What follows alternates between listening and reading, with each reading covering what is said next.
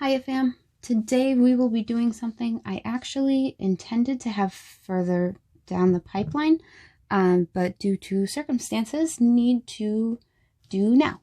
So we are going to be performing surgery on some busted watercolor tubes, which I refer to as death row paints. And we are going to be doing this so that nothing goes to waste. Now, I know what you're thinking. Seems a wee bit over dramatic. And you are actually correct, mostly. For many types of paints, such as acrylics, the circumstances we will be addressing would have very much been the end of the line. Thankfully, because we are working with watercolors, it's not the end of the line, but you get the same semi-panicked sense of rut-row when it happens. So my brain defaults to death row paints. So let's get messy. Do you remember our good friend Parafilm? We did previously discuss this wicked useful tool in a previous video. What did I call it? There's not that many previous videos. How to ship honey-based watercolor paints in the mail without making a catastrophic mess. Maybe something to that effect. We're just gonna, there's gonna be links in the places for you. If you're not familiar with Parafilm, definitely check it out. Wicked useful stuff. So there's 3 different types of paint tubes that I call death row paints. I could just refer to them as paint tubes requiring a little surgery, but it's just not as catchy, So the first type, these are the first 2 types I consider on death row, if you will. The third I consider near death row. So let's take a look. So the first one, this is just a tube of watercolor paint that's all used up. The funny shape is because I have a tube ringer, which I do recommend. Wicked useful. These will maximize how much you can get out of the watercolor tube as is, but you do eventually get to a point where there's not much left, There does come a point where you run out. There is still a lot left in here, though. So what I end up doing is I cut the tube open, and then I use up every last bit of paint that is in here, and basically use it just like a half pan. There's really no reason not to. I do have this. So this is this guy's future. This is how I cut them open. This was a 15 mil tube of May green. So what I end up doing, because you can have multiple paintings with this. This is a lot of paint. It doesn't look like a lot, but with watercolor, this will take you very far. Once I cut it open like this, I literally just drop this in my studio palette, and I will pull paint off of this, just like I would any other pan. I will try to basically use this up as quickly as I can, because the foil is actually kind of pointy, and I'm sure you could cut yourself on it, but there is a lot here for you. So let's just put that down without making a mess. Okay. Second type. This is a tube of watercolor paint which has kerploded. So this guy. This is mostly intact, but there are holes here and approximately here. There is a lot happening here. What happens most commonly the problem that I will have with this is paint will get on the grooves of the cap. Actually, like this. Just like this. And that paint being there, it glues the tube shut. Like, game over. So when I'm, fighting to open it, it can put enough torque on the tube to break the tube, and then paint is all over the place. This tube I actually broke a couple of days ago. I was pouring a half pan for a friend for paint swap, and what did I do to address the kerplosion? Well, I did the messiest thing I could possibly think of, and I literally just said, there's a lot in here, and I just juiced it into a pan and just pushed it out through that because I could, and I only needed a half pan. And then I took this and I put it aside in the deal with it later pile. And I'll deal with it later. Listen, I'm not the sharpest knife in the crayon box, okay? Work with me. But because it's watercolors, I literally can do that and just kind of not worry about it at the moment. And we can still get what's left. With those, I actually sometimes end up filling several half pans with whatever is left in the tube. And then once I get all of that out, either by juicing it, as I have done with this, or, just the standard cutting it open, I will slice it open and use every last drop. The third type just slays me completely.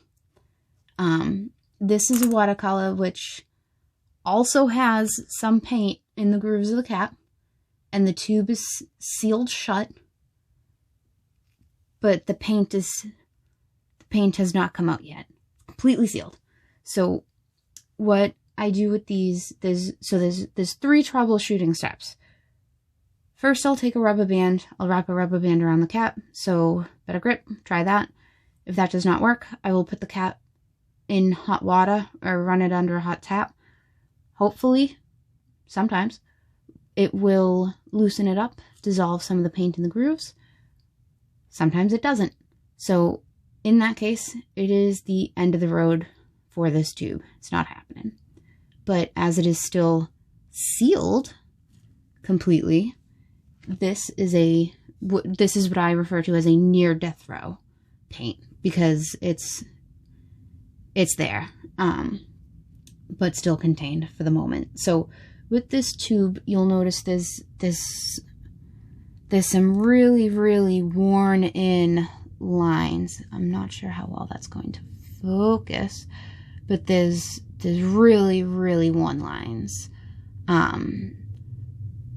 What ends up happening is if I try to twist the cap, these lines are from the entire tube twisting. The whole tube will twist, the cap won't move. So what this tells me is that if I keep trying, the tube is going to break, it's going to kerplode, it's going to make a mess, it's going to get everywhere. But I need paint out of this. I need actually to add it to a dot card for a different paint swap that needs to go into the mail tomorrow. So because it is fully sealed, I'm going to address it a wee bit differently. I'm actually just going to cut the end off for now. I'll specifically not do it at the very, very, very bottom. I'll go up a tiny bit so that the tail end I can still use similarly, and just, make sure that I can use everything up just as I would a half pan. Since there is a lot in here, because it's I think this is a 10 mil tube. Yeah, there's still a lot in here. I have 2 options.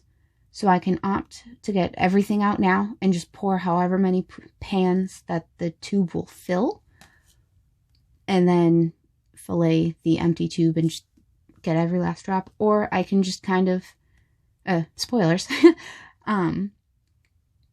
just accept the new arrangement and just get some parafilm on the end of it, and then basically juice it and push it out through the back every time I need to pour some out, until, again, we're at the point of no longer being able to get anything, and then again we'll fillet it and bleed it dry.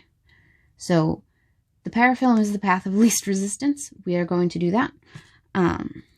So let's gonna make sure, yeah, there appears to pretty much be nothing down here, which I'm okay with. So yeah, we'll keep going. If I get some paint on my parafilm sheet, we'll call it a statement about art. Yeah, it's fine. Okay.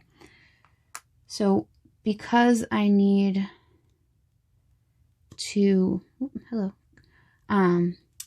put down a dot card, and I'm already making a mess.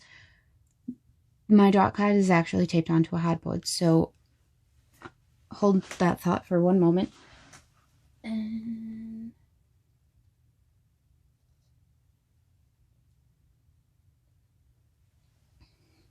okay. So the dot is done. Now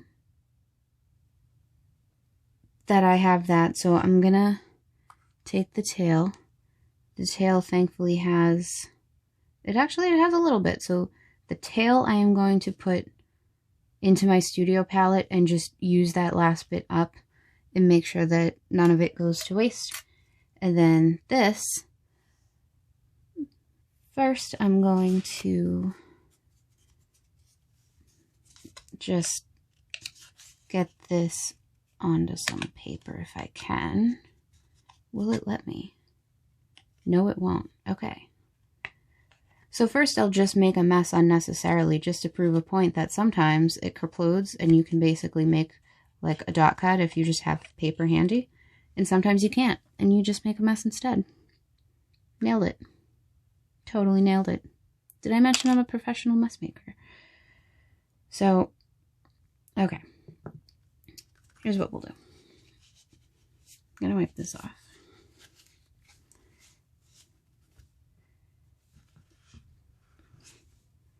And I'm just gonna wipe this off, and I will accept that I am losing a bit of paint, because this might actually, I might be out of frame. I'm sorry, guys.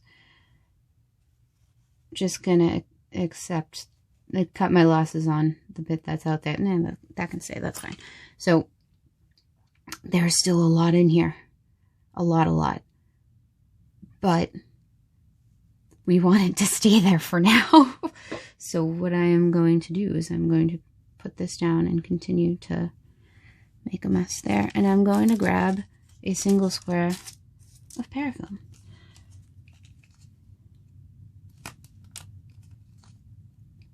And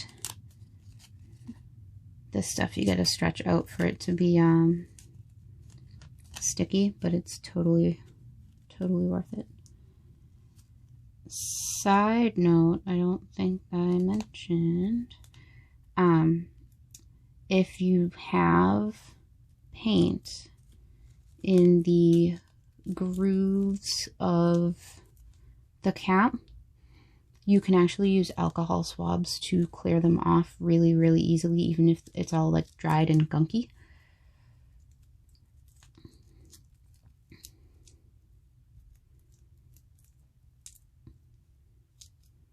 It's wicked useful when you remember to use it.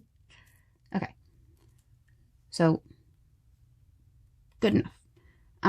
This is going to keep this sealed up, and basically every time that I need to pour anything out, I'll just push it down and we'll be able to pour several pans worth. There's still a lot in there. Once I get it down to the wire, we will cut it open and make sure that every bit goes to good use.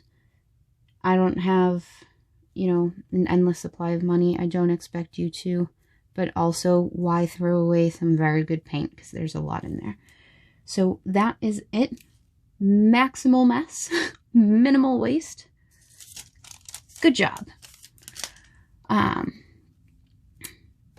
My question for you, my fellow mess makers, what do you do when you can't open a tube or when you use it up completely? Do you have a better way? Do you sometimes make dot cards? You know, usually my dot cards actually, like from spillage, come out totally fine, and this one did not, just because I'm filming, possibly. Or just because, you know, the paint just doesn't want to cooperate. But do you have a better way? Do you just let the tube go? Let me know. And that is it. So questions, concerns, sarcastic remarks, please do not be shy. Otherwise, until next time, take care.